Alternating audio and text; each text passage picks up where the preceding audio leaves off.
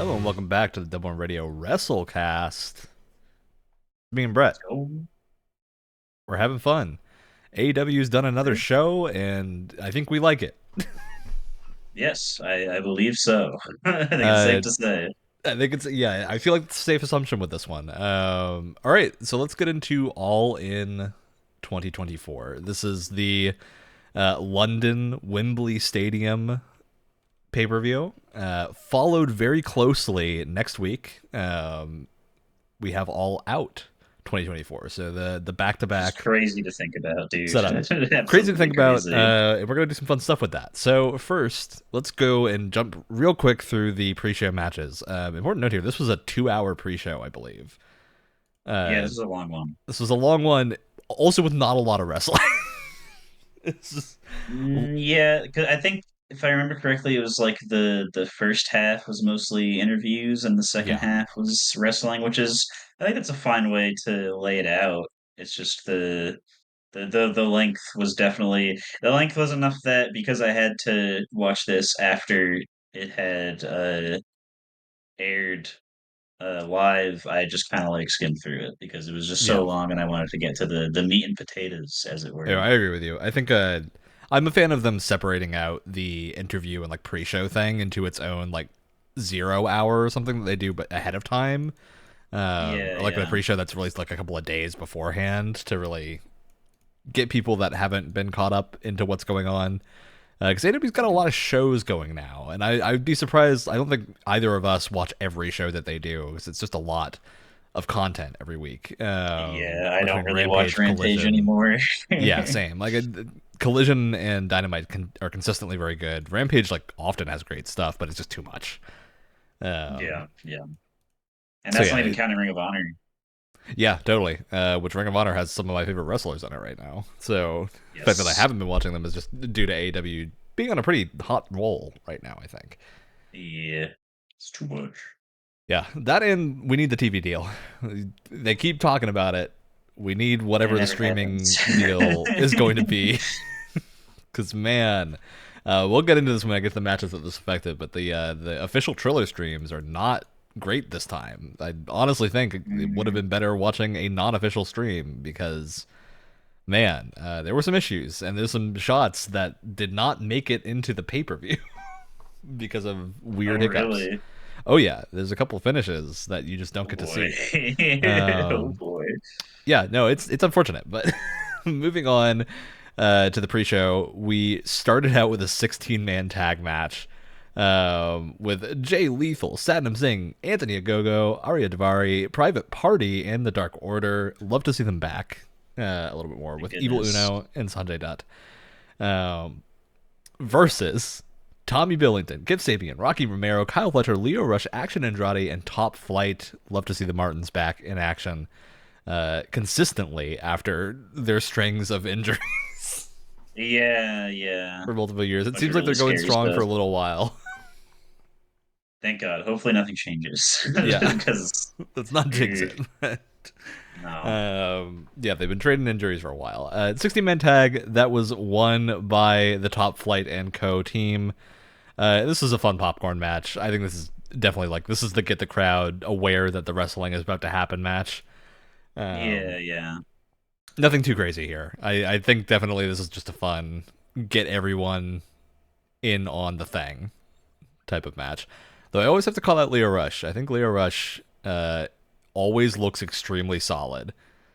Totally, yeah. I'm really glad I want he's to see more of getting him. more of a push now that he's back in the company. Yes, Um, because he's pretty good.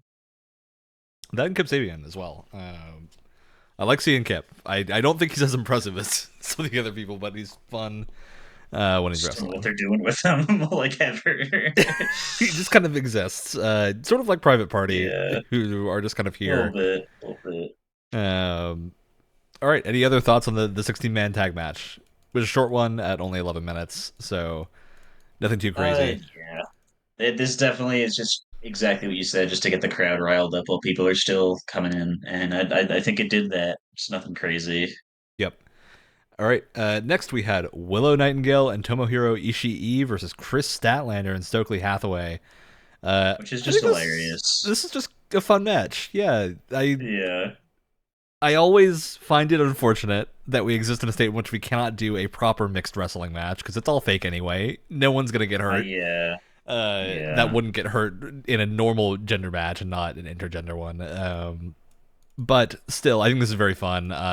Ishii is always great to see, and I think pairing him with Willow Nightingale it just makes for a good time. Yeah. And Kristen Stokely, you know, I can still never get used to Chris Statlander being not a babyface alien. I know. I know. It's It just is weird, but she tries to it look works mean, and I now. just don't. I don't see it. Stokely helps. Stokely does Stokely help, helps. absolutely. Not to say I think that their Statlander interactions can't pull it off. together, Um, I'm just too used to the alien. I don't think that's very ever going to fair. change. Uh, Very fair.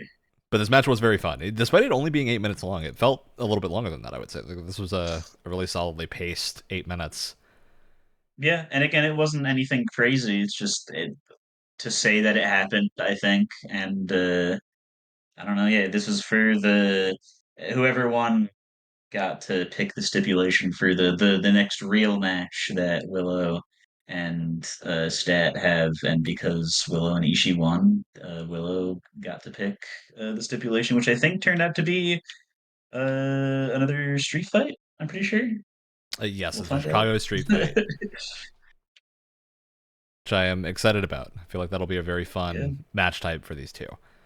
Uh, all right, moving on to the 10-man tag match, which had some fun show ups here. I think this one had a couple of groups that I was very excited to see again. Um, Mhm. the Von Erichs showing up, always very Oh fun. yeah, as always. Love to see them getting some more time. Sammy Guevara and Katsuyori Shibata and Dustin Rhodes as well. People that we don't often get to see, although Crack ship of a Shibata's been on a team. roll. Absolutely crack ship of a team. Yeah, I mean, this is just a lot of crazy people. I'm glad to see Sammy being used, albeit in matches like this. So Yeah. it makes I sense. think He's back into it. But he did the right thing of taking a break for a while, right? Which I there was a good stint where it seemed like no matter what he did, didn't matter that he was going to be a dad. People were just going to hate on him no matter what. So I'm kind of yeah, glad that he was able to finally break through that and get some time to cool off the be audience and exactly because it seemed like it worked. It's almost like taking a extended break from TV can actually heal the way that people see you and not make it even worse. But yeah, and well, hopefully what he got to significance spend could some that? quality time with his family as well. So Yes. then our other team was Undisputed Kingdom and the Cage of Agony. With Brian Cage, Mhm. Leona, and Bishop Khan. Uh, I'm glad that Brian Cage is getting more time too, and even a goofy little stable. Yeah, yeah. Every so often he's been getting like bigger matches, which is good to see. But I still think he can go even further, if I'm being honest, because Yeah, he's really, really good. especially he's also got I think one of the most unique looks of any wrestler in the AEW roster, For sure, which goes a long yeah. way. It was really funny. This is also the match that uh Brian Cage, who one of his nicknames is Swolverine, multiple times in his career he's come out in Wolverine themed gear, and he comes out in, of course, his Wolverine themed gear, and so does Sammy Guevara, and he just immediately just beelines right for Sammy and just kicks the shit out of him almost Yeah, if immediately. anyone's gonna be It's Wolverine, like I'm sorry, it's not gonna be Sammy Guevara. it's not going to be Sammy. It was really funny. I don't know if that was intentional or not, but it was really, really, really friggin' funny. I hope it was. I think that definitely seems like even if it wasn't planned, great. All It right. certainly worked. That was won by the Von Erich Sammy Guevara. Wow. My English for the word Sammy Good is job. not with me today. Katsuyori Shibata and Dustin Rhodes. They took it home in just over 11 minutes. Solid match. All right. We want to move into the proper show, the one that we watched much more closely than the pre show. Yes, All certainly. right. Uh, First of all, I have to say I am happy that they started out with the insane match immediately. And just got Yeah, right into it with Pac and Blackpool Combat Club versus the Patriarchy, Bang Bang Gang, the Guns, House of Black, for a four-way London ladder match for the Trios Championship. absolutely crazy. Uh, I feel like yet again AEW's ladder match legacy has already been really friggin' good, and they just keep getting better at it, man. I don't know. Yeah. This is no exception, in my opinion. And correct me Uh, if I'm wrong, no injuries coming out of this. no injuries coming out of this. They're keeping up. At least that There we were a know couple about. spots that were certainly, yeah, at least that we know about. There were definitely a couple spots that were a little bit scary to look at. Uh, but I think that everybody, I'm pretty sure, came out unscathed, which is good. Yeah. Uh, but I like first of many incredible pops from the absolutely fantastic crowd. Please just don't even come back to America and just stay in Canada and Europe because Yeah, this American crowd crowds just was suck. incredible. Like it's so Super good. amazing. But this pop, of course, was for Peck, who uh, Missed out last year. had missed out last year because of a really really bad injury that we still don't know the specifics of today, which is pretty crazy. It must have been really really serious, but apparently it was like life threatening, let alone career threatening, according to what people have said about it. Yeah. And obviously, Pac being Pac, he hasn't since He he sent came that back. injury pack Like in, if you know what I mean. literally, he looked amazing. It's amazing having him come out and be appreciated by so many people for how good he is, instead of just being Yeah. kind of the unsung hero he has been for a really, really big part of his career up until now. It's got to see him getting a And little bit just more consistency here too, in terms of like TV totally, time yeah, and pay per view time, because he's wrestling again at All Out, in a singles yeah. match. So he's getting his I time.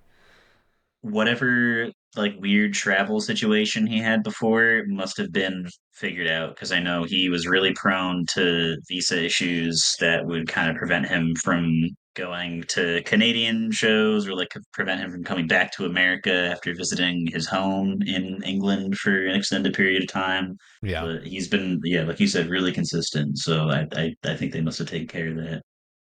yeah, and he's on form, as Yeah, everyone knows from Pac. Lots of very very incredible flips and moves during this ladder match. yeah. Okay, House of Black, probably my favorite stable, even if they don't really do a ton. Yeah, a surprise to nobody if you have watched this show before. Very uh, I'm typical Ryanism. always excited to see them. I think they had a good showing this time. I do think this match was overall less focused on the House of Black, uh, justifiably so, because I think there's a lot going on with patriarchy, Yeah. and the Blackpool Combat Club right now. Oh, and before I forget as well, this is I don't know if you've heard, Ryan. This might be a bombshell to you, but it's basically confirmed at this point that Lucha Bros are going to WWE. Yeah, I Uh, am aware. so yeah, very, very. I obviously do whatever you want, and they've had an amazing run in AEW, and I think it seems to just be like we haven't had these championships yet.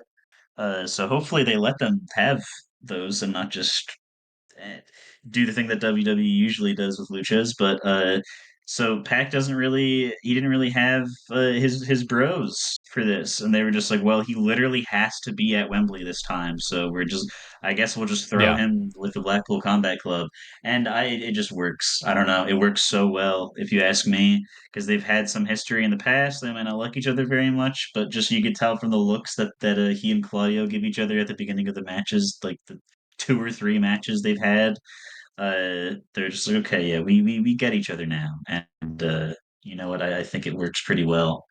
yeah. I There's actually think he's a great fit for BCC. for sure, for sure. All right. I do also want to throw out some love here to the Guns and Juice Robinson. Because Yeah. I think they are showing up a lot more than they have in the past. And I think we've talked about this before, where the Guns have kind of consistently gotten better as a tag team in terms of Yeah. being very entertaining and watchable. Because I think they know exactly what to do to get people to either hate or love them at a given moment. Mhm. And I'm glad to see them getting actual title stuff now. Yeah, because AEW is guilty of doing this sometimes. They're like do a weird amount of like a mixture of like pushing but not letting them be too threatening to certain heel teams, and it's just like, well, I don't really like they have the belts or they're in the picture for the title belts, but they just seem like a bunch of goobers that I can't really take as a serious threat. But now, which basically what I'm saying is that the Guns definitely used to fit into that exact thing for me, but by now they found their stride like perfectly. And yes, Yeah. they still are extremely annoying and loud, but yeah, that's their They're thing, now and it's annoying on and loud in purpose the and it fun works. way and not the obnoxious way, Yeah, which I think is a great spot exactly. for them to be in. I think they play really well off of House of Black and BCC as these like extremely serious factions, despite the Yes, layer yeah, of occultism in House of Black. But yeah, I think they work really well compared to these more serious teams. Um, I also think the patriarchy is just fun to watch. That's for important to sure. bring Yeah, up. Nick Wayne is very impressive as always, and good yeah, he got old like all the table spots in this. It was yeah, crazy. good old Luchasaurus slash Kill Switch looks amazing whenever he Mhm. slams someone into a table or a ladder. And yeah, I think this was a very impressive ladder match. Just nothing too crazy here, but I think a lot of it worked really well. Especially compared to other multi-team ladder matches that AEW has had, which I think often devolve into utter chaos. Uh, Yeah, they the could moments still of be chaos here were awesome. more controlled. Yes, yeah, this was a less tiring ladder match to watch. 'Cause, yeah, like we say a million times, a lot of past AEW ladder matches are crazy. And yeah, everyone came out of this one unscathed, which is good. Yeah. All right. This was won by Pac and the BCC. Just under 20 Yep, minutes for this match. Um, good time. We'll move on to the next really good match. time. Timeless Tony Storm versus Mariah May after the harsh betrayal. Yes, the absolute peak of Yuri storytelling that we didn't know that we needed, but we have it now, and it's still not 100% over, I don't think. However, this is a really good uh, point to stop at for now with it. Yeah. Um, Finally, I like we've been saying this a lot every single pay-per-view episode that we've done, but I think it's just because it's becoming more and more true as that AEW's women's division is really like it's past the point where it's finally gotten into its groove now. It's just like it's in the groove. Like it's just continuing to be very good uh for the most part. But for now it's really good. And Mariah May and Tony Storm both are like basically top tier, like peak form. And the story leading up to this point with the betrayal, the love, and they even panned out to the crowd multiple times to show Mina Shirakawa out in the crowd from her beat in the story. Uh, I don't know. Everything was working in favor of this match, and it did not disappoint, in my opinion. These are two people that very clearly actually know what the hell they're doing in the ring, Yeah. and finally, like this is like a whole ass 15 minutes and 15 seconds. This is not a bathroom break match. This is like, wow, we've made it to where this is just a completely respectable, like really good championship match Yeah. I feel like with two a lot of people the time who we have to caveat the women's match because it's either very short or it's just something goes wrong, right? And I think this is yeah, one of those yeah. matches where that did not happen. And it's generally never the fault of the wrestlers when we For do the have most something part, where it's yeah. almost always the booking or the time slot that they're put in. is Or the just an dead injury slot that or an happens. injury, Yeah. yeah, which has been really frequent with the women's title, especially. But I want to mention here that Tony Storm has had this title for nearly a year, a little bit under, Yeah. and I don't think there was anyone better that she could have dropped it to. For the Certainly not. storyline and everything else, I think Mariah is absolutely the right pick here to be the next champion. And I'm really glad that AEW, on getting Mercedes Moné, did not immediately throw her into this title picture to shake up the story. Because I feel like if we were talking a year and a half ago or 2 years ago, that would have Mhm. happened. And I think it's showing some growth from Tony that we did not get that booking. Yeah, for sure. And it's also like where it's not being dropped to one of the same few people, right? It's not in the same the contention is not between the same few people in the women's division. Like I feel like we've fallen into that trap multiple times because they just don't have enough people with enough like crowd support behind them to be viewed as championship material. Yeah. But I don't know where like like yeah, you said uh perfect person to drop it to, but it's somebody new.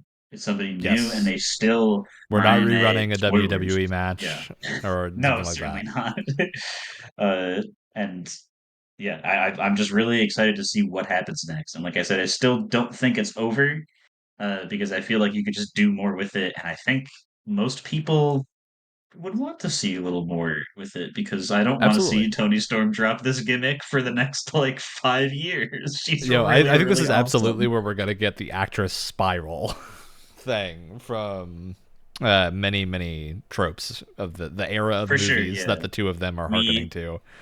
exactly. We saw a lot of that, but now that the championship's gone, right, the spiral only goes down further. It's time for a truly dark place. Yep. And I'm the ring gear person. I gotta say, Tony and Mariah know their ring gear. This is like Yes. Yeah. constant complaint that I've had at many other pay-per-views is we get women's ring gear that is and men's ring gear that is just not really interesting. Um, Mhm. these two showed up in some very cool outfits. Mariah May with her shoulder pads. I think that's brilliant. It's something I don't think I've ever seen before in an American wrestling company. I'd Pretty love to see freaking the cool. more insane sets of gear. It's very exciting. All right, this was taken home by Mariah. Very solid match. Yes, during which also worth pointing out that Mariah slapped her own mom in the Yep. face, who was in the audience on the side, which is an insane twist on the having family at the outside of the ring that I don't think anybody has really done before. And she also What's ran great around is the she ring like and launched herself backwards into the fans too. She did not like fake take the hit. oh She yeah, yeah. Dude, she rocketed sold it. backwards. She sold that slap better than Britt Baker. Anyway, she also ran around the ring to give good old Nigel McGuinness a smooch that he said, and I'm paraphrasing, was very inspiring and might make him do something stupid later.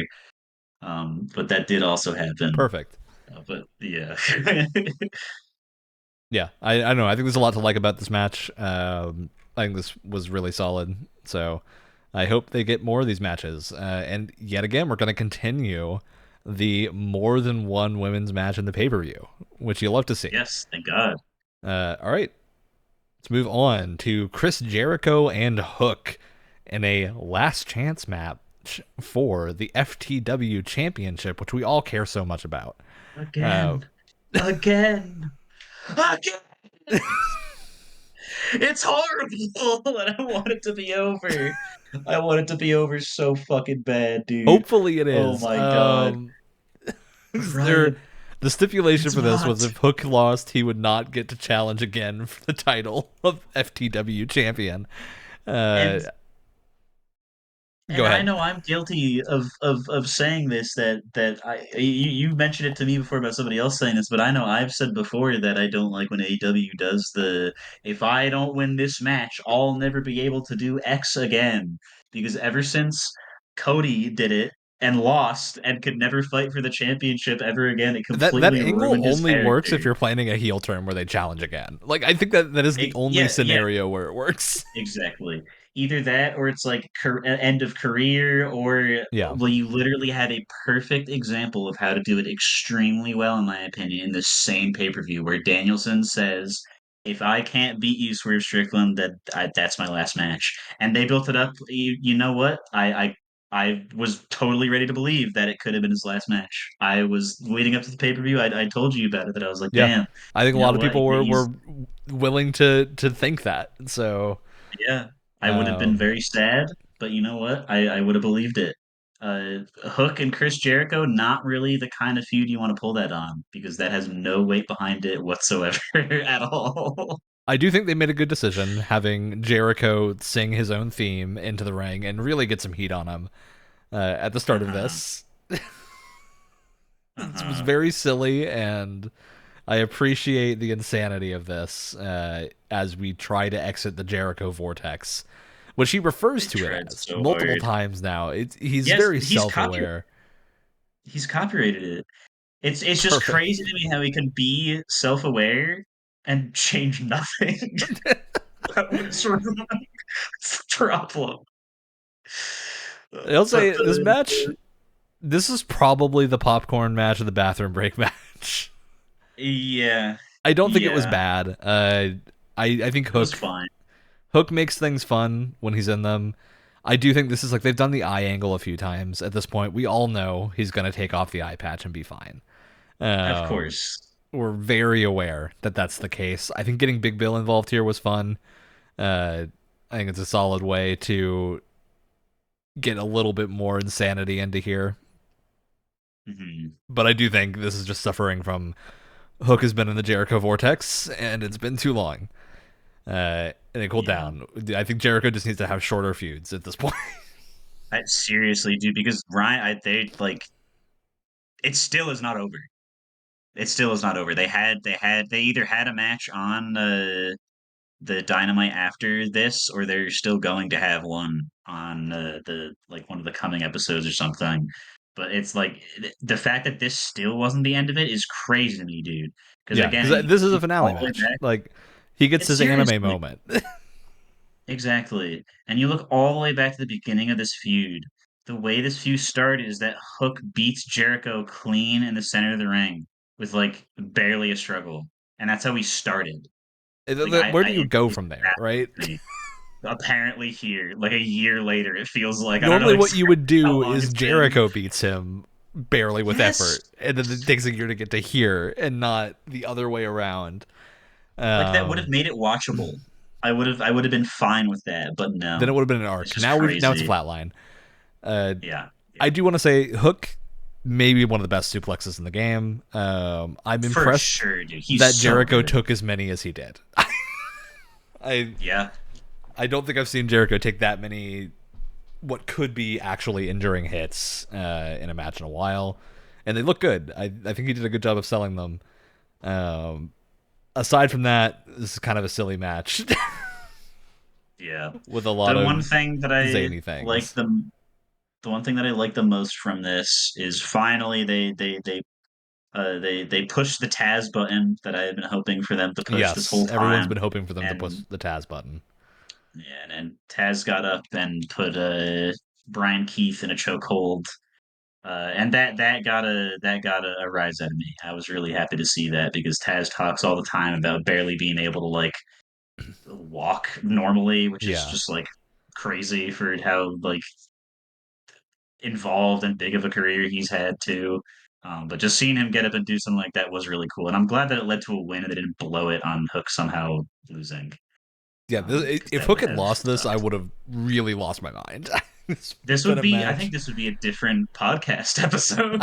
We would We have been have a very lot of different angry things to talk about this about for show. sure. All right. Yeah, Okay, that said, it's a pretty innocuous 10 minutes. This is a short match, yeah. and I just hope they stop this feud soon.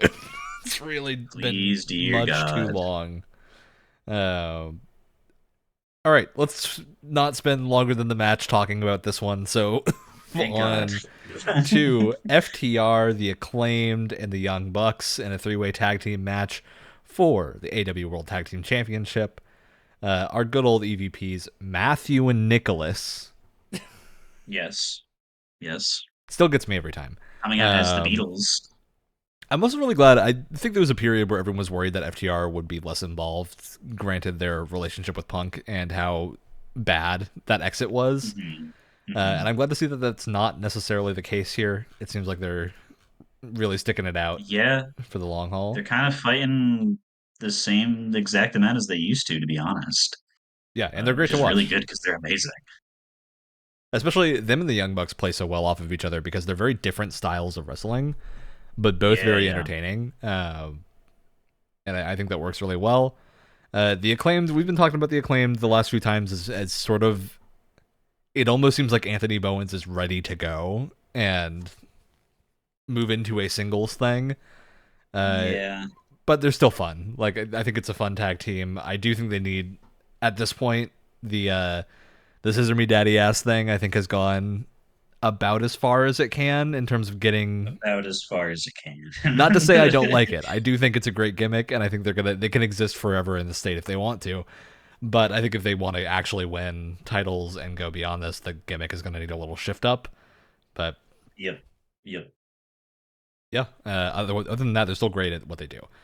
But in this match, they basically exist to be the punching bags between FTR and the Pretty Young much. Bucks. Yeah, but I like still you already said it. You could definitely see Anthony Bowens just rising out of Max Caster's shadow just completely here. I feel like by this point, Anthony Bowens does all the cool stuff and then calls Max Caster in to do like the mic drop or set up Honestly, for what the Scissor I want Tenders Anthony Bowens to take a singles run and have Max Caster as his manager. as a I think manager, right? I But think then you're in a weird Caster situation because what do you do with Billy Gunn?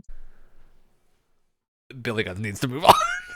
Yeah, He can that's the reconcile with answer. his kids or something. Yeah, Like, yeah. well, The there's sooner that angles you could happens, do. maybe the better. The Guns are a little bit more serious now, so I do think that would probably be a fitting story to tell. But yeah, I think the Acclaimed are definitely at this point kind of spinning wheels. Not to say that's necessarily a bad thing, because I do think they are excellent in the role that they are in, but I don't think that role is going to change while the gimmick is still what it Yeah, is. yeah. That said, Young Bucks are always impressive. And I think It's no the exception. insane fluorescent suits Yeah, really brings they're the whole thing together. well, they were dressed up as the Beatles on the cover of Sergeant Yeah. Pepper's Lonely Hearts Club Band. That's the British moment, I guess. Um, both coming out mustachioed and wearing cheesy sunglasses and stuff, and it works because it just I don't know, it fits perfectly because I feel like there's only as fancy as a suit and vest and stuff can be for ring gear. There's really like only a few recognizable options you can go to for like people to point at and be like, oh, that's supposed to be that thing that they're doing. So I'm glad they went with one that was something and not just some random horrendously ugly cheetah print or something that I feel like they usually go for. Yeah. All right. Anything else we want to mention with this match before we move on? Uh, Not really. I guess it's like this isn't as crazy as some of the Young Bucks past like insane like mind-blowing matches, but I also don't think it didn't really need to be because I think they kind of understood that there's enough other crazy shit going on in this pay-per-view that they just need to have a solid match, and I that is what it was. Yeah. Yeah, I agree. All right. Let us talk about one of the big ones. Yes. Christian Cage and Kyle O'Reilly. Well, and And this is the one caveat of Wikipedia formatting is that it saves all the other entrants for the Casino I was Gauntlet waiting match. for Tiny letter A look, I was ready for like to at the list off bottom. 20 names and was like, wait a minute, there's only two here. Um, Exactly. I was looking for like, did we skip that already? No. Like I want to like talk about that. That was so much fun. I scroll all the way to the bottom. Oh, There it is. All right. Yeah, this was I um, think a good casino ladder match. oh yeah, this is more enjoyable than like some of the more recent Royal Rumbles, dude. Like straight Yeah, up. And I think which is a great really big because part of that. Ricochet showed up. Yes, Ricochet showed up. Ricochet showed up, and again, like the crowd, dude, absolutely in fucking sane, and for every person that got a big pop was worthwhile too. We had Ricochet come out to like massive cheers, and of course immediately kick ass and do like six moves in a row. That probably those like six moves he did was probably the most wrestling he's done on camera in the last like 5 years of his career. So I'm really glad that he's actually wrestling again because oh my god, he's Yes. amazing and clearly has not lost a step. A big, huge, massive thing worth pointing out is that the kiss that he received from Mariah May earlier in the night empowered Nigel McGuinness so much that he undid his retirement as of 13 years ago and got Which into the ring for the first time I since absolutely then. loved how both goofy and incredible this was. Yes, I don't know because he was mostly one of the big Ring of Honor guys. Didn't really get to do all that much anywhere else.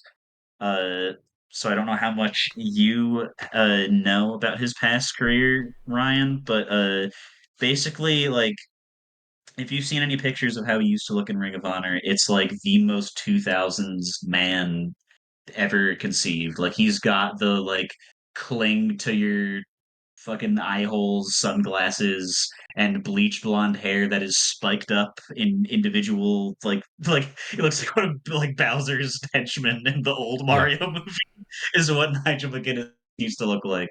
And he was always like serious to the point of it being a little silly, and it's kind of awesome that he just brought the same energy back because there's no reason that that had to change at all. Yep. And I And do want to rattle off real quick the actual participants in this and make sure everyone gets their oh, due. true, ZSJ, Zack Sabre Jr., Roderick Strong, of Ricochet, course. Orange Cassidy, Nigel McGuinness, Mark Briscoe, Luchasaurus, Kyle O'Reilly, Kazuchika Okada, Jeff Jarrett, Christian Cage, and Adam Page. Good gang. And I'm very glad Very, to see we had two Kill Switch appearances during the pay per view, which is crazy. yes, two kill switch appearances and two Christian Cage appearances, which is Two really fun. Luchasaurus slash. Christian Cage Yep. run out again and like hobble Um, into the ring, clearly tired. I think this is a good. I think it's funny that they did that. I do like the classic. We're gonna have you wrestle in a second match in the same night. Yeah, Um, just crazy to pull that ever. it's a wild thing to pull, and especially with a gauntlet match. Yeah, seriously. Very crazy. ZSJ is impressive as always. Whenever we get to see Oh him, yeah, absolutely great. This is a good way to get Okada onto the screen too, because I know he didn't have a yeah, ton, nothing built up for the pay per view. So I'm glad that we still got to see him. And I think overall this match was just really fun. I think gauntlet matches are the way to do these. I like that they're much more structured than a what they do with the casino ladder match, where they just kind of let everyone on immediately. Um, yeah, yeah. sometimes so. Yeah, I much prefer that we're gonna filter people in. I know it's very WWE at this point, but I think it's fine to I like use it this. though. I really like it Yeah, because it's a reason they do it for the Royal Rumble, right? Like, it's true, and for this crowd specifically, right? It means that like the people that like I mean Nigel McGuinness who hasn't wrestled in like 13 years, he gets like I think legitimately the loudest pop of the whole show, and that's saying something because again yeah, this crowd is crazy and people were going ballistic for him and Zack Sabre Jr. same thing. People were going ballistic for him because I don't really think anybody like realized that he was in the cards to show up. yeah, Like looking back on it, I was like, oh yeah, like that totally makes sense. He just won the fucking G1 for God's sakes, and like yeah, he could totally show up because he's got nothing immediately going on, and the AEW and New Japan are friends. But like him showing up was amazing. So yeah, having the entrances and having them walk out like be individual moments is just really important, I think, and I'm glad they did it too. yeah, absolutely. Um, I do hope they continue to do this gimmick in particular. I think Mark I agree. Briscoe is also super fun to see. Every time he shows up, he's very expressive. and it's great to see Oh him yeah, still that's getting one some way to stuff. put it.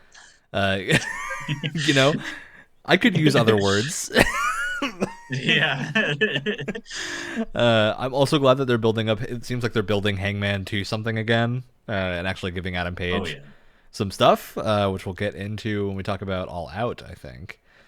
Hmm. Uh, but overall, I'm really happy with how this match turned out. I do think there's a lot of discussion over the winner, because we'll mention the finish here, which is Christian Cage is our victor of this match. Uh, he comes in late into the gauntlet and is literally laid on top of someone else by Killswitch. Yes. He laid on top And of that is Kyle how he wins. O'Reilly. Yeah, Yes. laid on top of Kyle O'Reilly. Not to say that he doesn't do some impressive stuff during his few minutes in the gauntlet Yeah. match. Uh, but I do think there's a lot they can do with this angle. I think giving him the stipulation here is that the winner gets a title shot at some point. And I think that's a good call for Christian Cage as a fun sort of distraction challenger. I think he can have a really fun story that doesn't need him to win, Yeah. um, which is sort of the strength of the patriarchy right now. Well, it feels weird that I said that sentence. Okay. Yeah, right, right, doesn't it? But yeah, I think there's Jeez, right, I know you totally felt that way. there's a lot of fun things that the patriarchy can do here. I think there's also like a moment where they're wondering if Killswitch is going to take it himself, and I think that's a Yes, yeah, because fun thing to set he up. came out as Luchasaurus. He did not come out as Yes. Killswitch. He came, the Titantron said Luchasaurus, and so the crowd was getting ready for him to finally be fed up with Christian after having to feed him wins like this, and he did it maybe one last time. I don't know. They've been milking it a lot, but I personally am not tired of it just yet. I don't know. It's kind of nice seeing Killswitch get like really big cheers when he comes out. And I feel like if they when they pull the trigger on that at the right moment, that's going to be like a career defining thing for him probably. Honestly, it just feels like if people are mad about the outcome, good. You're supposed to be. You're not supposed to like that Christian Cage won, because the rest of the match was incredible before that, and he's going to be a complete and total douchebag about it, and it's going to be wonderful to see him in more things because he Yeah, needs to be. for sure. I will never be tired of him. And Christian Cage really is one of the most impressive older wrestlers in AEW's roster, and does not Absolutely. look it or act it. So I hope he's still got Yeah. a good long run left in him because he's doing an incredible job right now. Um, Mhm. all right. I do want to mention Adam Page looking real pissed Oh right yeah. as he learns that he has not won, Yeah. He which I think is great. he was he was built up as I am going to just barrel through everybody else here. He just basically killed Evil Uno with a chair during his Yep. interview after Evil Uno said he was going to be a part of this. And it looked like he would be in contention to be one of those guys that just comes in early and is actually able to beat through everybody else. But I think the fact that he didn't is just so like that it gets me in my Evangelion brain, right? I just like to see characters suffer as much as possible before Well, it's also anything gets great because of the their setup way. here of like when this match is happening, Swerve is still champion. Yes, So for Adam Page, it is revenge, right? He's going for that of angle against course. Swerve. Um, and right now, it's bad that he didn't win because he's not going to get that match. But as we'll learn later, Swerve is no longer champion, and so the match is Mhm. set for All Out. And I think that it's a great way to kind of tell both stories at once. You still get the Swerve and Oh Hangman yeah, angle without the need for Hangman to be champion, because their feud definitely doesn't need a belt behind it. Too personal. certainly not. Um, okay, any other highlights from this match that we want to mention? No, it's just yeah. I think everything by now has been said that needs to be said about it. Okay, let's move on to another one of the big ones, and I'm going to say this for every match until the end. Uh, Yeah, pretty much. Will Ospreay and MJF. And I gotta say, there is nothing quite like the dopamine hit. If you're in Wembley Stadium, shout Ospreay, Ospreay. Yeah, Uh, yeah. that crowd was on fire during Ospreay's Oh introduction. yeah. how did you feel about the shameless Assassin's Creed plug? I want to hear I your am opinion on it. so for anyone who didn't get to watch this, what happened is that there is like an introduction here before they even tell that it's Will Ospreay. Of course, everyone knows it's going to be him because he's on the card, but Yeah. uh, there are a ton of people with gigantic banners that say Assassin's Creed Shadows, and then in a bigger font than Assassin's Creed Shadows, November 15th. Yeah. And I think that's more my issue than the Okay. presence. It's the whole presentation of it. I think they could have done a little better just with the angles. Like, I don't mind there being a sponsored thing. I think like the Yakuza street fight was incredibly hilarious. I do think it's weird to do this at a pay-per-view. Like, I'm A imagining little. I'm imagining Ubisoft like looking into their marketing and being like, "Oh, we wanted to like sponsor a wrestler," um, and they choose to sponsor a wrestler in a thing that other people have to already pay to watch. That probably has Yeah. less eyes on Yeah. it than an average like big TV night. Odd choice to me. Like, it just doesn't seem the most sensible. At the same time, Will Ospreay looks good in an assassin robe. I think it. That's the thing is I'm just not annoyed by it. It's like I had the same view on it And as the you, where it's parkour just like it's a people little in the weird, black but hoodies jumping around. I do think they should have had assassin robes for all of them. I think it shouldn't have been people in black hoodies. I think they should have had assassin yeah, robes and I been can his agree with that. posse. I think that would have been rad and a better call. And I know they have the costumes. They have to have that many. Uh, would have loved to see that. I think that would have been the way to do this a little bit better. But I don't have a problem with this stuff as long as it's handled relatively well, which there Yeah. were a few things that are just like production notes, right? Like give the guys costume. Yeah, yeah. They look very silly doing their cool parkour moves next to someone who is decked out as an assassin. And I think that was Ezio's actual voice actor too, which is pretty crazy. Yeah, pretty rad. All right. Well, that's the introduction to Will Ospreay Yes. walking to the stage with Assassin's Creed Shadows. Uh, then we have MJF's introduction, which is just as bombacious and Hmm. wild as he comes out decked out in full America gear, as we would all expect from the The Uncle American Sam hat. Championship. Yep. With the Uncle Sam hat, the like classic, almost nature man robe. Love it. Yep. Love how silly it is. I think it's very funny. I think he knew the exact moves to pull here. The fact that the robe had twin eagles emblazoned inside the wings was a level of insanity that I wasn't ready for. Yeah. Um, and yeah, I think this is a very funny angle. I think it's a good way to get MJF some time at this stadium because everyone loves to watch MJF. And I think at this moment, everyone loves to watch Will Ospreay beat MJF because we're in Wembley Stadium. Oh So yeah. yeah, I mean, Tony Khan absolutely knew the correct move here, which was Will Ospreay is going to win the match. We're not going to play around. Yeah. You're not Which going to is have a man in I full agree. Uncle Sam America gear Be walk out somebody in of Britain, Wembley you Stadium. psycho. Um, yeah, and so the story of this match is basically the American title getting returned to being the international title because Yeah. MJF's a Which prick. is good. Um, yeah, I think this is great. MJF is also always a really solid, both like bruiser and technical wrestler, and Osprey is Mhm. maybe the best high flyer that we have. Currently, yeah. I don't know, Ricochet maybe gave him a run for his money. I want to see a Ricochet and Osprey match, but Oh yeah, it'll happen. It'll it's happen. gonna happen. Aside from that, these two are some of the best wrestlers we have on the entire card, and I think it absolutely shows. There's a moment where MJF is standing after getting knocked around a little bit. He's in the middle of the ring, and Osprey's going to do his big show-offy flips, and MJF just like ducks down, and he flies over him, and then pokes him in the nose. And Yeah, I yeah, think it's incredible. It's very goofy. Um, the way that these two play off of each other is very fun. yeah. I agree. And I don't think it'll be the last time that they fight each other either, to be honest with you, because they made Oh such a yeah. good pair. I hope not, at least. That was a really freaking good match. I feel like this is another Um, classic like FDR and Young Bucks situation where it's two very, very different styles of totally. wrestling, but that play very well together. Yeah. Like we're never gonna see MJF trying to pull the crazy stuff that Osprey does, but he doesn't need to because the rest of it looks so good. Um, Yeah. and the fact that he can like catch Osprey out of it is something that Osprey doesn't often get caught out of, right? Hmm.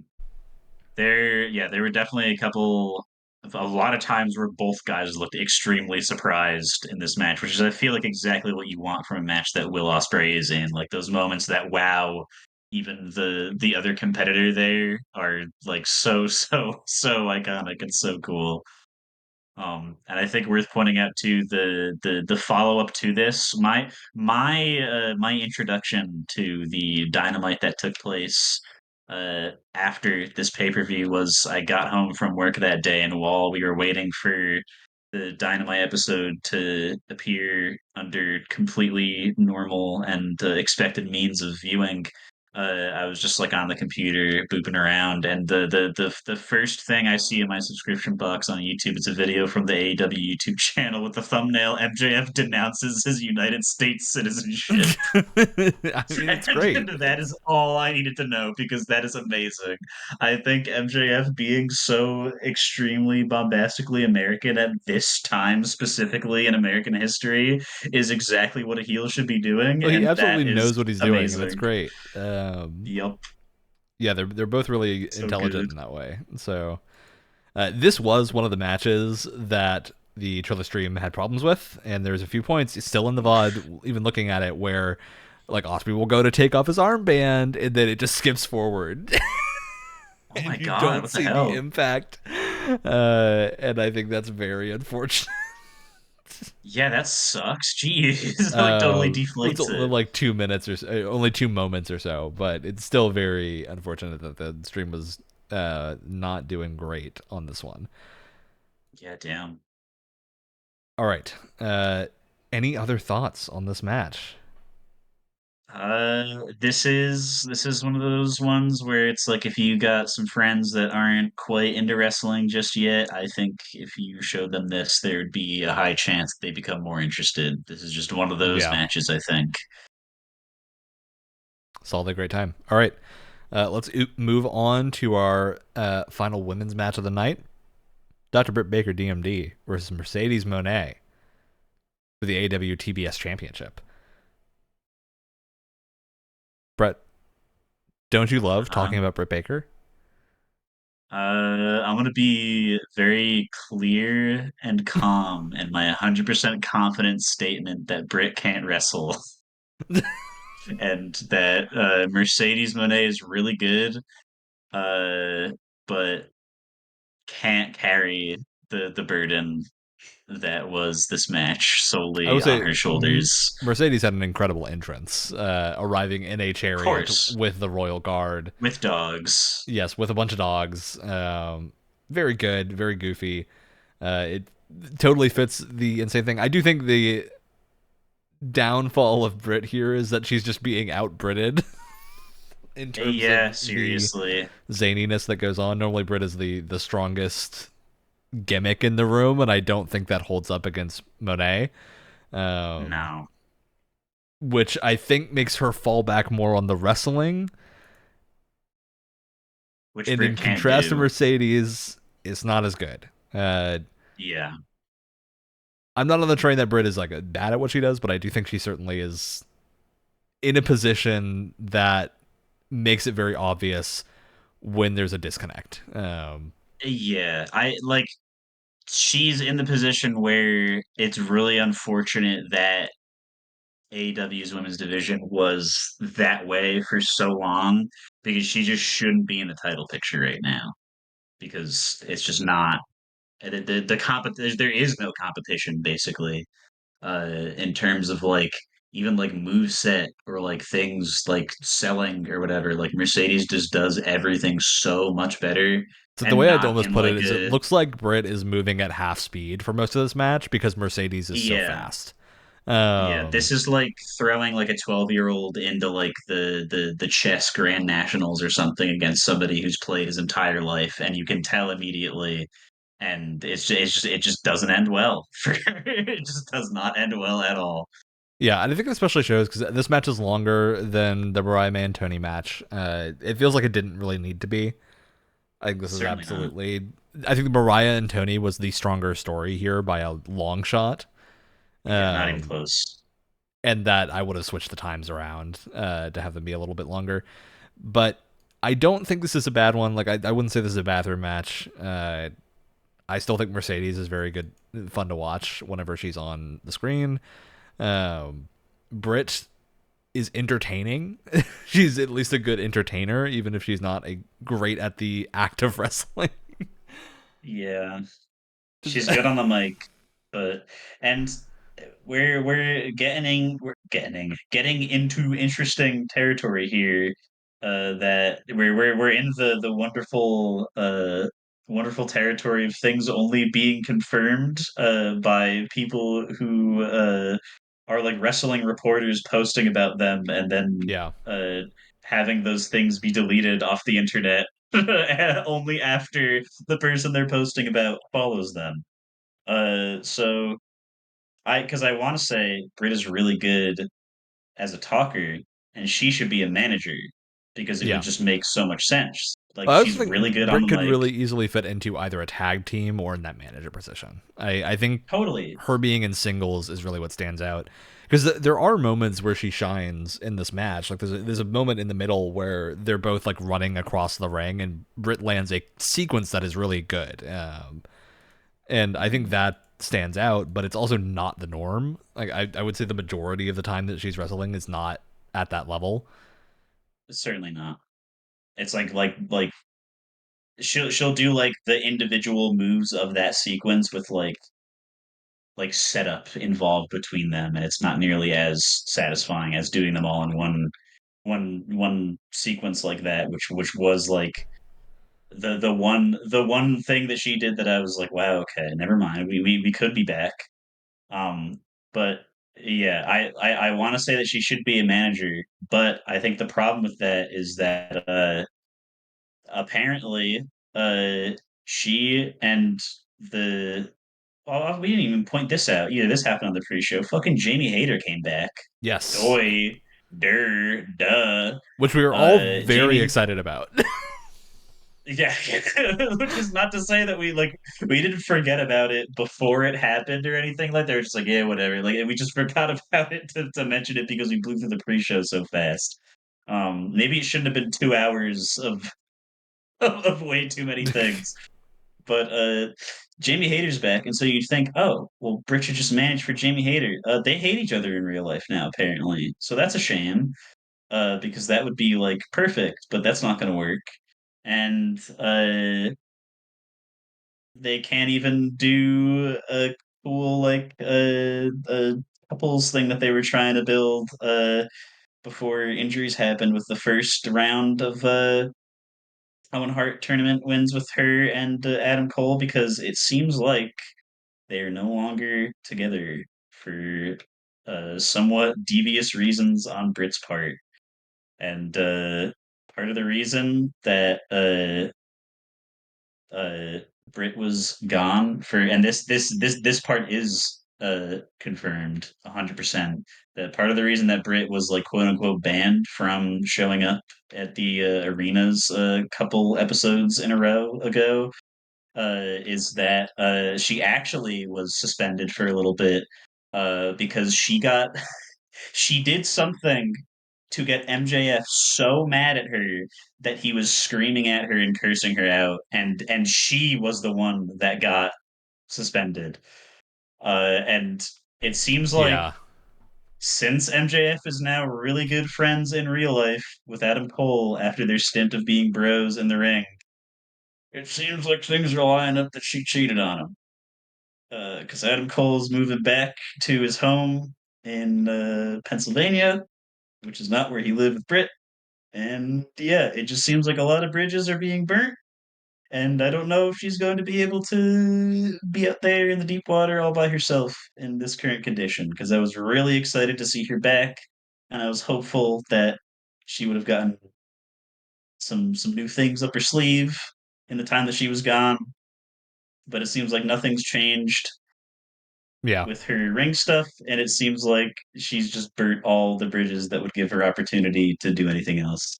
So I don't know what's going to happen, but I hope things are better for all the other people that were involved in that shitty situation, Yeah, because we'll that report sounds like back it maybe probably after sucked. All Out, because I assume we'll have more information at that Probably, yeah.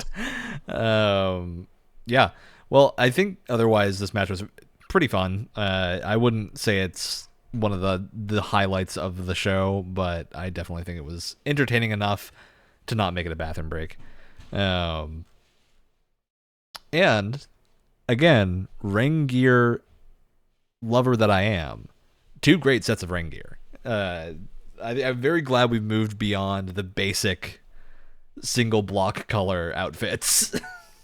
Yeah, or like just like a glorified bikini and that's it. Yeah.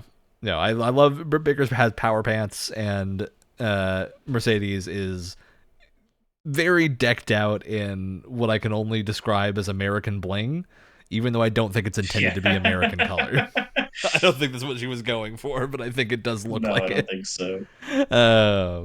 All right. Well, let's move on to our next little match. This is a sort of a short one in between two longer matches. Good old Darby Allin making a pay-per-view appearance with Jack Perry in a coffin match for the TNT Championship. And Jack Hell Perry's going yeah. down a dark road, Brett. Yes. And I love to Uh, see it. very, yes, very dark road involving real, you heard it here first, real glass and a version of an Shards of real AEW glass. belt, shards of real glass, with a version of an AEW belt that is black and has red spray paint on across the AEW logo. Not sure what that could possibly be calling out. But anyway, Jungle Boy's current gimmick and stuff has been really, really good. Which we've definitely said this before because it's been a bit since he's come back from New Japan. But ever since he's come back from New Japan, he's been on like a complete tear. Uh, all of his advice, I guess, that he must have gotten, all the things that he must have learned from the people in New Japan that were willing to teach him, I guess, definitely clearly has paid off, I would say. Because he's always been really good in the ring, but now he can back it up with the talk, blah blah blah blah. We've definitely, I definitely He am getting, walks the walk I'm now. getting, yes, he walks the walk. Uh, and I'm getting deja vu because I've definitely said like that exact train of things before, almost. I think on the last on a past episode. But basically, he's really good now, and the build up for this match, being two of the pillars, so called, of AEW, that they really haven't called each other that in a really long time. So Yeah. I kind of wonder why they dropped that. Maybe it's because they have more pillars now, I would say, than they did before. That definitely far more than just the four they claim to have in terms of Turns out most of the folks that are younger. still at AEW from the early days are really good now. Yes, yeah, seriously. And then the newer young guys that they pick up, that have like a 15, 20 year career ahead of them are still really, really good. Uh, and they haven't even been there for that long compared to the guys that have been there from the start. Uh, but yeah, the build up for this was pretty good. And when they revealed it was going to be a coffin match, of course, you can't help but get excited. They said a million times over that Darby had never lost one, which of course meant that he was going to lose this one. At least that's what I And thought hey, because if they he's said gonna it way lose too one, many this is the one to have times. him lose, right? It's yeah, to Jungle Boy, it makes Jungle Boy look so much more threatening, which he There's didn't also really like there's a necessarily few need. moments in this But match that I really love because this match is only 11 minutes long. It's a shorter match. They use every yeah, second of that. There's a bit where Jack Perry's like dragging Darby up the ramp away from the coffin and manages to throw him to the ground, take his belt off, and then whip him with it. And just like yeah, that is a heel move. Then manages to tie Darby's feet together with the belt and then with the drag belt. him Yep. using it and then throw him off the ramp onto a table, onto concrete. So I don't know. I think that's an incredibly good sequence. And then he follows it up by bringing a body bag to put Darby in. Um, Yes. and it's the kind of thing that feels fitting for the Undertaker, right? Like, I Yeah, think seriously. it's really impressive that we're seeing Perry go this hard. I also think like it reminds me a lot of early Konosuke Takeshita in AEW and how he wrestled uh, a lot, which I think is very impressive considering that's a much faster pace than Perry used to go, I would say. Yeah, definitely. But yeah, overall, I think this match was really good. I think for a shorter match, this is the right length, and I think it's right that Jack Perry won this. I For think it's a sure. very good setup for whatever's coming next because obviously they're doing something with Christian Cage and Killswitch slash Luchasaurus. So I'm very curious to see where that goes and if they're going to come back together at some point, if it's going to lead to something. Hmm. Could Jack Perry possibly out evil even Christian Cage? The time will only tell. Maybe that's how he But gets Killswitch back to his side and they become the best evilist. oh, that would actually be kind of sick, Yeah, I honestly. feel like that'd be pretty I rad. would like that. Speaking of But just pretty the rad, into the match, Jack Perry's thrown Darby into the coffin. He's won the match, and who comes out but Sting? yeah, who would have thought? Like actually, I Good. didn't We think he all would thought he was actually show up done. again. And he's not wrestling a match here, but he does come out and hit some people with a bat. Exactly like he should. Of course. Yeah, I think it was a good nod to Darby's past with him, and a good way to get Sting some screen time without him actually wrestling.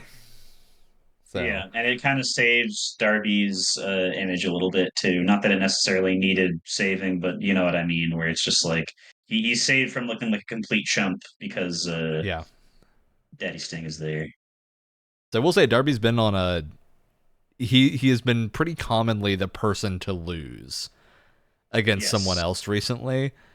I'm expecting that once this current round of stories wraps up, he's gonna get something. I feel like I he's think so. waiting in the wings for his big opportunity now because he's getting better every time he shows up. Um, and I feel like there's absolutely a thing waiting as soon as the current storylines start to wrap up. For sure. Pull him into a program. All right. Next, we have the singular big one. Yeah, without a doubt. Swerve Strickland with the AW World Championship in a title versus career match against Bryan Danielson. And as Brett mentioned, there were a fair number of people that thought this could be the end of I was Danielson. one of them. I really Uh, was one of them. I didn't buy it, but I could see why people would because Danielson's been talking a lot about him wanting to wrestle less or go to part time, spend more time with family, and he's been really playing that up. For now, what we think is probably part of the angle, right? But at the same Yeah, time, by now.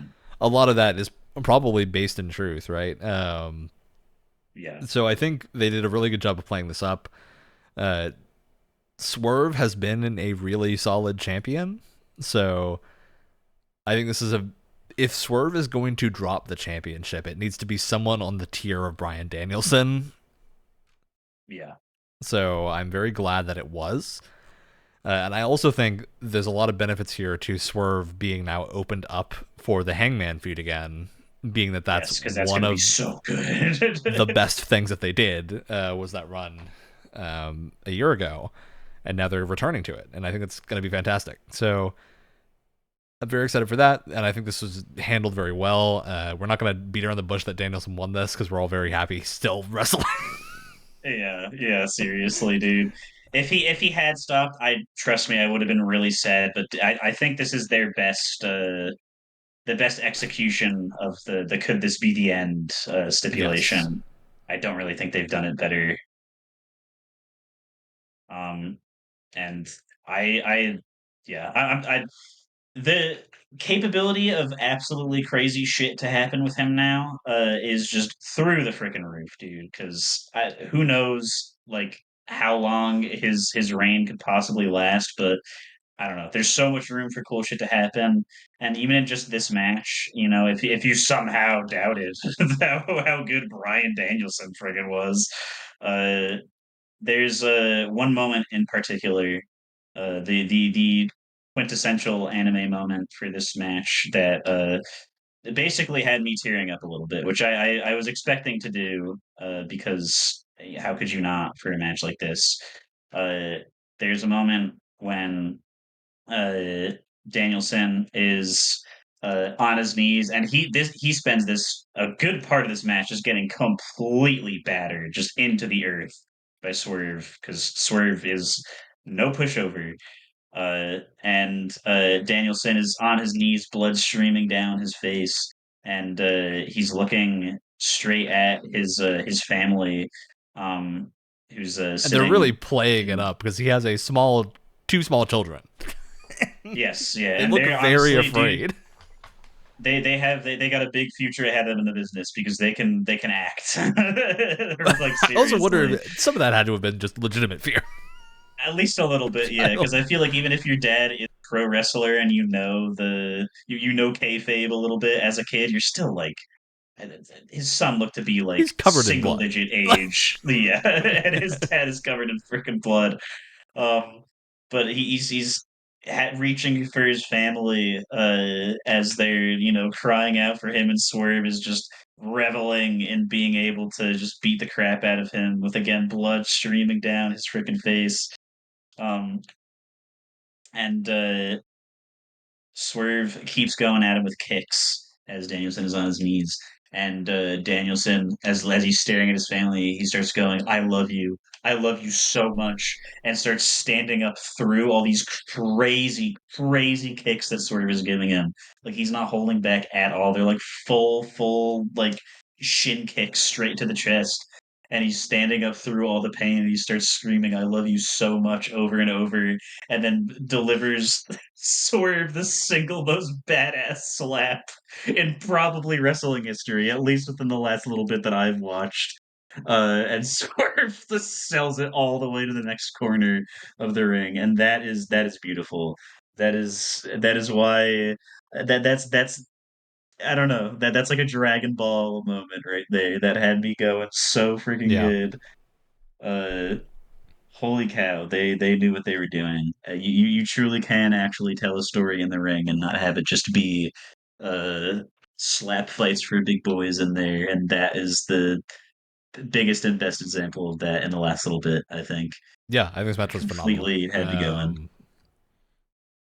Extremely good. And hey, gotta say the Meltzer scores for this pay per view were very good. And he Oh yeah. agrees. This Oh was yeah. over a 5, so very happy with the showing here. I think it's also Swerve has a stature that is like deceptively small for how big he is, Yeah. and he'll do a thing where like he does the like vertical press, where he'll hold someone fully vertical and then slam them backwards. Uh, Hmm. and when he does that, you suddenly realize that he's a very tall man, Yes, he and is, someone especially is compared to like Danielson. a solid 6 feet off the ground. Yeah. And I think that moment like that where like Danielson and Swerve are not small people, but when together, it's easy to forget how large they are because of the proportions. Hmm. And then when there's a moment where you actually see what's going on, it really lands. Swerve's got a couple Yeah. things in here too that are also just really incredible moves. I think he does like a running side kick that I don't know if he even has a name for that move, but it's very impressive. Uh, it continually pulls it off. It's almost like a donkey kick to the back. Love to see Is him it doing the that. one where Is it the house call that you're talking about, where Danielson's on this like in the middle and he runs up from behind him and kicks him in the side of the head? Yeah. It's Yeah, that's a that's the house call. great move. Love that move. Yes, and he does it Uh, so well. I think there's a couple of things. Yeah, just this match itself has so many good moments that it reminds me a lot of like. I mean, Brian Danielson's in these matches too, but back to Hangman and Kenny versus Danielson in the hour-long matches. Oh yeah, A lot of the same energy here. I think it's just a really good showing overall. A lot of people are saying that like Swerve is going to look weaker to this loss, and I could not disagree more because I'm like, no, if you're going to certainly lose to not. someone, have it be Brian Danielson. Yeah, I and think he that, also certainly disagrees because he just signed a contract until 2028 with this company, so he must have thought this was the right decision. yeah, I think it's a very silly argument. And he's gonna have a great storyline going forward, hopefully. So Oh yeah, I he's think set. this is absolutely the right moment to pull this. and I'm very happy with it. I think this was a great finish to the pay-per-view, and overall, just a really solid show. We didn't have a lot of lows here. We had some like middling things, and then the Jericho Vortex that we get once a pay-per-view, but Of nothing that course, it's was like like scheduled now. it's scheduled. Nothing that stood out as really bad. There wasn't even the Jericho match was not actually bad. It was just very standard Jericho fare. Yeah. So I would disagree about the Brit match, but I'm harder on that than you are, so it's like two people could yeah, have I different still had opinions fun or watching the something. Brit match. I do think Brit does stand out as dramatically less good at wrestling than Mercedes. It reminds me a lot of like there was a couple of matches a few years back. I think it was Brit and Thunder Rosa and Brit and Serena Deeb, where you can really tell like the technical difference between Yeah. those sets of people. And I think Mercedes is also one of those people where we talk a lot about like people carrying matches, and I think Thunder Rosa is maybe the best of the women's division that we've seen at actually carrying a match. Yeah. Um, Yeah. because I would say Mercedes is almost too good to carry because she's very noticeable. I kind of put her in the same Yeah. category as like Will Ospreay, where Ospreay when Ospreay is fighting someone that can't do good, I think it's very noticeable because Ospreay does so good that you look out for everything that is being done wrong. Yeah. And you expect him to be able to do certain things that maybe wrestling other people because it is a two-way street. Depending on the other person, might not be able to do those moves. Yeah, because I mean it's the same thing with a lot of Kenny's moves. You know, there are certain things like the one winged angel where the other person has to be able to take them for you to do them, Yeah. um, and I think it's very noticeable when that isn't the case. But overall, really good show, and I'm very excited for All Out, which I was a little worried with these two being so close together, as I was the last time they did this, uh, Yeah, same. that we would have a rough set of things. But All Out's card is already starting to shape up really strongly. Um, let's go over the matches that are on that card already. And Brett, I want to get your takes on who you think's going to win, and we'll throw out some predictions Yes. here. All right. So our announced matches so far, let's get the big one out of the way, which is Bryan Danielson and Jack Perry for the AEW World Championship, possibly with a stipulation that Danielson's retiring if he loses. See, I don't know how. I Who knows? 'Cause he so does keep saying that this is when he this is loses this belt, he's done. yeah. So this is listed as the stipulation technically here. I think this is actually coming from Jack Perry saying that he will retire Danielson and not an official stipulation. Yeah, it could be Um, either. but yeah, either way, it seems like Danielson's going to ride the belt out until retirement at this point, Which is unless they fine. start dropping the retirement stipulation after a little while. Hmm. I think it's very clear Danielson's going to win this, but Jack Perry's probably going to have a really good showing and then go crazy. Yeah, I think.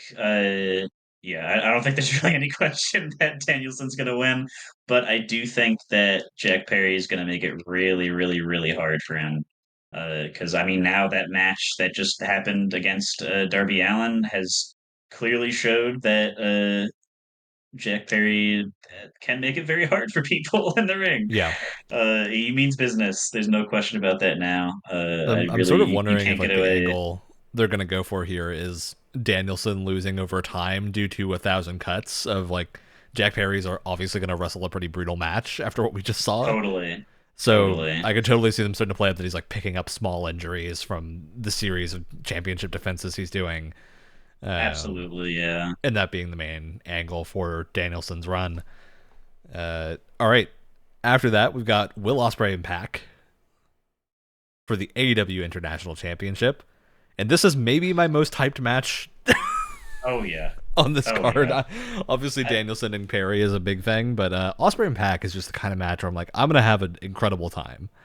yeah, this is like no matter who actually wins this match, we do. We win this match. We We win win the this match. match no matter who has. Yeah. Absolutely. I don't see Osprey dropping it this soon, but I do think it's going to be an incredible showing either way. Yeah. And I think it doesn't feel as bad for Pac to lose again at another opportunity at this because he already has gold around his waist right now. He's got the Yeah. trios belts. So I think it's fine, a fine match for him to lose, and he's gonna look so friggin' good doing it, dude. This match is gonna be insane. I Yes. cannot wait. All right. Willow Nightingale and Chris Statlander with the non-title Chicago Street Fight. This one is interesting because it being non-title should clearly like there's a distinction. If there was a belt involved, that would affect who you might think would win, right? But that being said, I really have no idea either way because this feud is like in the stages of being really well built up, but it's not at the level of something like Yeah. Mariah May and Tony Storm yet, right? But it's I getting think there. for it It's to reach getting there. that, Chris Statlander has to curb stomp Willow. I think there needs to be a curb stomping. I think this might be exactly that. And I do, I love Willow. I think this is gonna go poorly for her. Don't. Yeah, and listen, And I'll eat it up. I'll be very excited to every watch what comes afterwards. exactly because every good guy needs to get his or her theirs head smashed in and then come back stronger. Otherwise, it won't be interesting. That is how this world works. Yeah.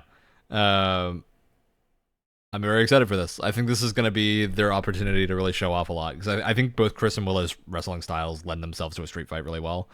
So Oh yeah, I'm excited to see that. Uh, MJF, Daniel Garcia in a singles match. These two are both great. We've talked about Swerve's contract extension. I don't think we've talked about Daniel Garcia yet. Very excited to see more of him. for sure. Yeah, he's like yet again another incredible. It's like it's weird to call these guys up and comers because they've already done both of those things. So I don't like their career is already great. It's just only going to get better, and it's like they're sometimes even younger than we are, which is really scary, but also really cool that we're going to be able to see Yeah. them go at it for a really long amount of time. Was that the thing But with that being this said, match in particular? There's a sort of like, if I imagine this happening a year ago, I don't think it would be plausible that Garcia would win that. I could see there being a but real chance that now, Garcia wins. yeah, yeah, and depending what happens, I don't know, because sometimes they do the thing where one guy actually wins, but then the other guy kind of wins instead because he looked really good and just barely lost at the very end The in some classic stupid MJF's crap, going to cheat at the right? end. Like, Exactly. So it could be that, which is fine because their feud is like really just in the beginning, pretty much. Like they yeah, just had a couple interactions storyline wise. Uh, so I don't know. I could even maybe seeing the MJF be extremely surprised at like a tie or something like that. yeah, Um, but I don't know. I'm kind of erring on the side of MJF winning though, just for now, from some skeevy memes that would not yeah. I be think if they're going to want to run this condonable by into a the longer rules. feud, I could totally see MJF as, you got to set him up as the heel first and then move into the actual meat and potatoes of the feud. Yeah, Speaking of which the meat he and he is potatoes, definitely. oh yeah, I go do want ahead. to say he's definitely the heel from injuring quote unquote Garcia, but like it's still you are right. Like he needs to High a profile. match of him being the Yeah, heel, yeah. a match of him being the heel. Yeah. The high profile heel victory. Yes. But this is also one where I could see it going either way. I do think it would be interesting for a tie angle because I don't think we've had one for a while in AEW. Yeah. They aren't really super common, so I'd be down for that if it was a like double count out or something crazy. I'm always Um, down for a tie. It's weird how much I like those, but I really yeah, double do. count out or like They're fun. honestly, I would take the weird somehow they both run out the timer because it's a regular singles Yeah. match, so presumably a 20-30 minute timer. So yeah. After that, maybe not after. We don't know the number of match yet. Swerve Strickland and Adam Page in a steel cage match, and oh boy, I this is another this is the real one that I because I don't think their feud is like this is like what you would expect to be the feud ending match, right? Even this might not be the end because it's just so good that I don't think I want it to be. I think they might just kill each other. They both like speaking of ties, this might just be neither one could get up. I feel like Because this ends oh in a my god, dog the collar match. I think that's what we got to go all yeah. the way. Oh, that would be so good, dude. Seriously. Either way, this is gonna be incredible. I am very excited about this. I'm a big fan of the gimmick matches, and steel cage is probably my favorite. Yep. So pulling that out with Swerve and Hangman, who I don't think are either of them are ever willing to take the escape route. Uh, Oh, certainly not. very excited to see where this goes and what they pull off, especially because the two of them you don't typically think of as like steel cage people that are going to play off of the cage, but I totally see them doing it. So Yeah, they will find a way. yeah, very excited. All right, well that's the matches that we have announced so far. Overall, we're pretty positive on All In, and I think it looks like we'll hopefully be pretty positive on All Out. Uh, Yeah, I don't see why not. be back soon to talk about it. Any other notes you want to Yes. bring up about AEW before we end? So I got Um, one thing, but I I'm just kind of interested to hear what you have to say because I don't really have anything AEW, and anything totally about AEW left, to be honest. But what do you have?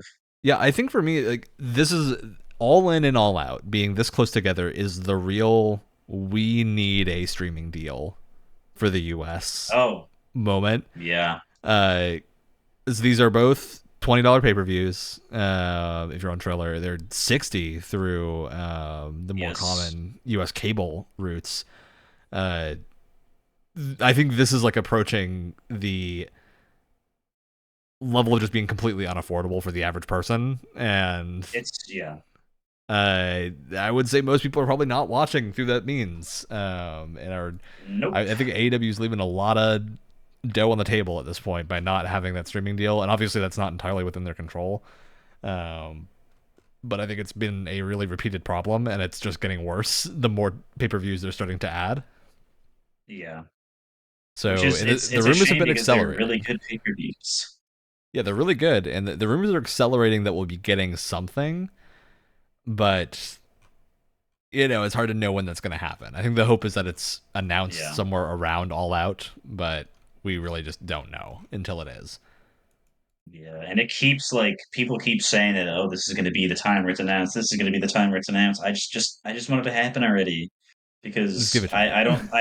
I will be fully honest. I don't suspect my methods will change, but I do know you have to admit that AEW fans were a bunch of dorks, and just this year alone has been an incredible year for a lot of other dorky things like video games that all cost $60. And I don't know about you, but I would rather buy a $60 video game than a $60 pay per view. Oh yeah, So put that shit on a streaming service so that you don't have to pay full price for it. yeah. A I don't lot know. more willing to pay a monthly fee than a gigantic lump sum at once, twice in a row. So Yeah, I seriously. really, I really think they need to start finding a solution for that because I think it's just going to continue to be a problem. I think it's also right now a big problem for ROH and the lower profile Oh stuff, just as yeah. it's like I think the a huge problem that AEW has right now in regards to like new people watching is catching up is very difficult. If you're not Extremely just difficult. looking somewhere where it's like if I were wanting to watch more WWE, all I got to do is go to Peacock and just watch the pay per views or something, and I'm caught up, right? And Yeah. they're all organized, they're all there. You can like follow individual wrestlers through their timeline. And it's great. I think AEW really needs that. Not maybe not the Peacock full level of Seriously. it because it's very like in house for WWE, but they need But some something. kind of archive, right? Yeah, they And need like an if you don't archive have and they need something the that's much better than yeah, Triller and other services. So hopefully they make it to either some WB streaming deal. I think is the thing that's been discussed a lot, but yeah. feels like they need it, especially because they've been kind of a TV cash cow for WB. So Seriously, yeah. They would be foolish to not just like kind of give them as much opportunity to grow even further as possible, I would say. yeah, and I think it's also Because like we I continually see the numbers brought up between WW and AEW, and AEW's yeah, TV not doing great. And I think a lot of that's just like people aren't watching TV. Like I think AEW appeals to an inherently much younger audience than WWE does, yes, he was much more willing to stream as a who result. is most of them I would bet don't own a TV or cable. No, no. Or if they own a TV, it's not hooked up to any type of coax or anything that would get a cable service. So Mhm. yeah, if I did not have weird workarounds, there is no way that I would ever watch AW on a television. So No. yeah, I hope they solve that problem soon. All right. Well, we'll be back for the next pay-per-view. I think that's it, Brad, unless you've got something to say at the end. No, we will definitely be back to complain about the same things that I complain about every episode, except hopefully not as much next Who's time. going to fight Chris Jericho this time? Me. And I'm going to win. It's going to be the shortest feud Chris Jericho's ever had in the last 5 years. And that's it.